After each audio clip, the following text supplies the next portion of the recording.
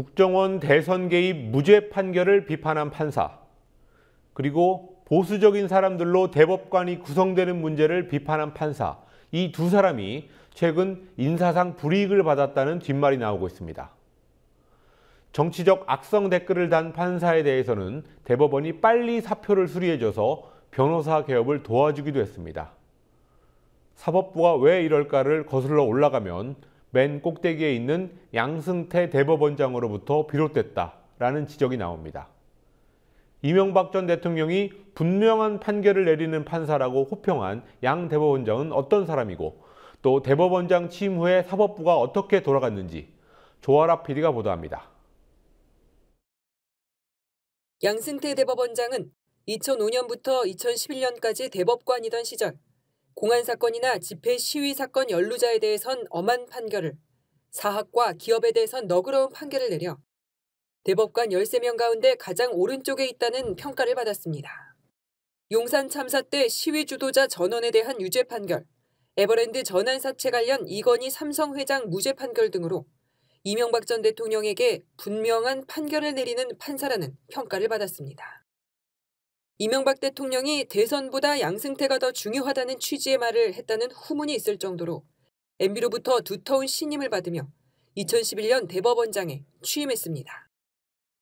양승태 대법원장 취임 3년여가 흐른 지금 취임 당시의 예상대로 사법부는 점점 보수화됐다는 평가를 받고 있습니다. 작년 6월 대법원은 쌍용 자동차 정리해고가 무효라는 서울 고등법원의 2심 판결을 뒤집어버렸습니다.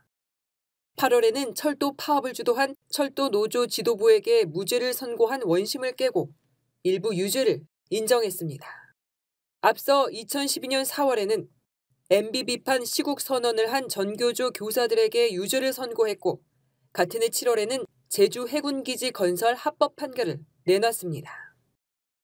작년 말에는 MB 시절 낙하산 사장을 반대한 노종면 전 YTN 노조위원장 등 3명에 대한 해고는 정당했다고 판단했습니다. 대법원 보수화의 배경으로는 대법관 구성의 획일화가 꼽힙니다.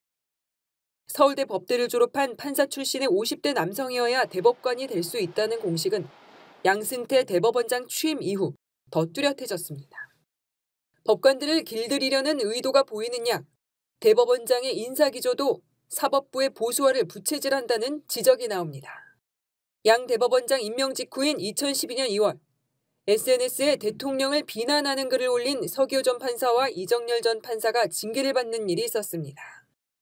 지난달에는 원세훈 전 국정원장 1심 무죄 판결을 비판해 이미 징계를 받은 김동진 판사를 수원지법에서 인천지법으로 발령냈는데, 지방, 수도권, 서울 순환근무 시스템에 어긋나 징계성 인사라는 해석이 나왔습니다.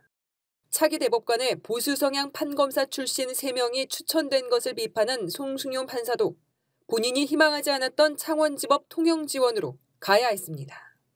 양승태 대법원장이 공들여 추진하고 있는 상고법원은 대법원장의 이른바 인사통치를 강화하는 움직임이란 해석이 지배적입니다.